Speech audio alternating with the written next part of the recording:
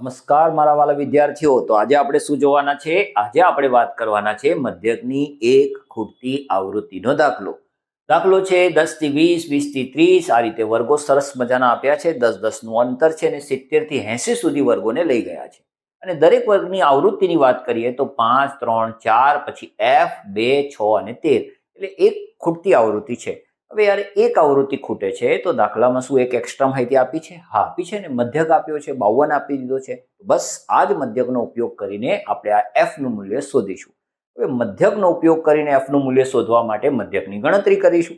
અને મધ્યકની ગણતરીનું જે પહેલું પગથિયું છે એ છે મધ્ય કિંમત, બરાબર, જેને આપણે xi કહીએ છીએ. મધ્ય કિંમત એટલે શું? તો આ જે દરેક વર્ગો આપ્યા છે દરેક વર્ગની મધ્ય કિંમત.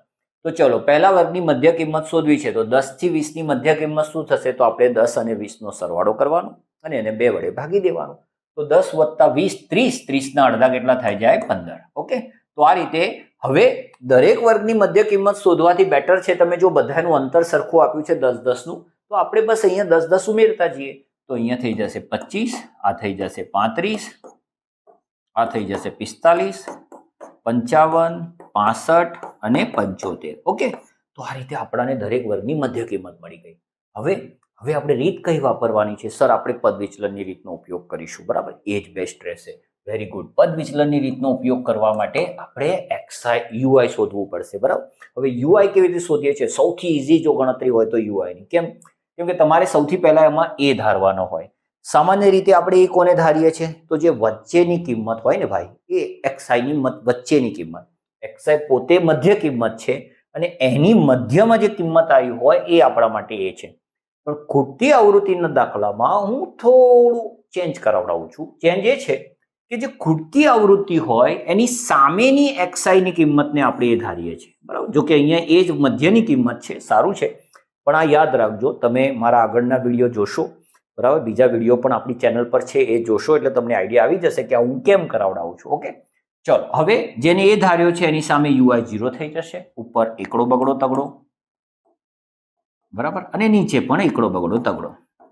તો કેટલું સુંદર એકડા બગડા તગડામાં ફેરવાઈ ગયો આખો દાખલો, બરાબર. હવે fi ui, કેમ કે આપણે પદ વિચલનની રીતનો ઉપયોગ કરવાનો છે અને એમાં આપણને fi ui ની જરૂર પડશે, બરાબર. તો fi ui નો ગુણાકાર 5 તરી 15, 3 દુ 6, 4 એકા 4, બરાબર. f ને તમે 0 સાથે ગુણશો તો 0, કોઈ પણ મોટો તુરમખાન ના હોય. 0 સાથે ગુણાયો એટલે ગયો, સમજી લો, એ 0 બનવાનો જ છે. 2 એકા 2, 6 દુ 12 અને 13 તરી 39, બરાબર. તો આ રીતે આપણને ગુણાકાર મળી ગયો. હવે આનો સરવાળો બી કરી દઈએ. તો આમાં બે પ્રકારની સંખ્યા છે, ધન સંખ્યા બી છે અને ઋણ સંખ્યા બી છે. તો પહેલા ધનને પતાવીએ. તો 12 ને 2 14, 14 અને 39 કરીએ તો 43 અને 53, એટલે આનો સરવાળો થશે 53, માઇનસ આનો સરવાળો કરીએ તો 25, જોઈને જ ખબર પડે છે, બરાબર. અને 53 માંથી 25 જાય તો કેટલા? 28. હવે આમાં 53 ધન છે, મોટી સંખ્યા ધન છે, એટલે સરવાળો બાદબાકી પણ આપણો ધન આવશે, બરાબર, 28 આવશે. હવે સૂત્ર લઈ લઈએ ભાઈ ફટાફટ. સૂત્ર બહુ સિમ્પલ છે. x બાર બરાબર a plus sigma fi ui upon sigma fi into h. આ સૂત્ર છે. ઓકે, x બાર કેટલા આપ્યા છે? 52 આપ્યા છે. એ આપણે કેટલો ધાર્યો? એ ધાર્યો આપણે 45. વેરી ગુડ, બરાબર. સિગ્મા fi ui 28 આવ્યા. સિગ્મા fi કેટલો છે? હવે સિગ્મા fi એટલે શું? fi નો સરવાળો. તો આરો fi એનો સરવાળો. હવે આનો હું સરવાળો કરું તો પહેલા f તો આવશે જ, બરાબર છે, પ્લસ બાકીના આંકડાઓનો સરવાળો. તો 5 ને 3 8 ને 4 12, 14, 20, 33, બરાબર. એટલે f પ્લસ 33 આપણો સરવાળો. કેટલું સિમ્પલ છે, f પ્લસ 33 અને ગુણ્યા h. h એટલે હાઈટ, વર્ગ લંબાઈ, બરાબર, દરેક વર્ગની વર્ગ લંબાઈ. તો તમે યાદ કરો જ્યારે xi શોધતા હતા તો આપણે કેટલા ઉમેરતા ગયા? 10 10. તો બસ એ 10 10 જ આપણી વર્ગ લંબાઈ છે. ઓકે, હવે આ 45 પ્લસ છે, આમ આવશે તો માઇનસ. 52 માંથી 45 જાય તો કેટલા વધશે? 7, બરાબર છે. આ થઈ જશે 28. સોરી, જો રબર ના આવ્યું, બરાબર. ટેકનોલોજી જો શું કરવાનું બતાવો. મેં રબરને બોલાવ્યું તો ના આવ્યું એ, બરાબર. 28 ભાગ્યા f પ્લસ 33 અને ગુણ્યા 10. ઓકે, હવે આ f પ્લસ 33 ભાગાકારમાં છે એને પેલી બાજુ લઈ જાઓ તો 7 ગુણ્યા f પ્લસ 33 બરાબર 28 ગુણ્યા 10. હવે અહીંયા થોડું વિચારવાનું છે, બરાબર. શું જો આવું પ્રેક્ટિસ તમે કરશો ને દાખલાઓમાં, practice makes man perfect, also woman, બરાબર. તો યાદ રાખો બેટા કે તમે પ્રેક્ટિસ કરશો તો જ તમારી ગણતરી સુધરશે, તમારો દાખલો સાચા પડવાની પ્રોબેબિલિટી એટલે કે સંભાવના વધી જશે. બસ પ્રેક્ટિસથી જ આવશે. અહીંયા તમારે બે વસ્તુ વિચારવી પડશે. પહેલો રસ્તો એ છે કે શું આ 7ને પેલી બાજુ લઈ જવું તો ભાગ ચાલે છે? તો જો 28 ને 7 વડે ભગાય છે તો 7 વડે ગુણવાની જગ્યાએ તમારે એને ભાગાકારમાં લઈ જવાનું છે.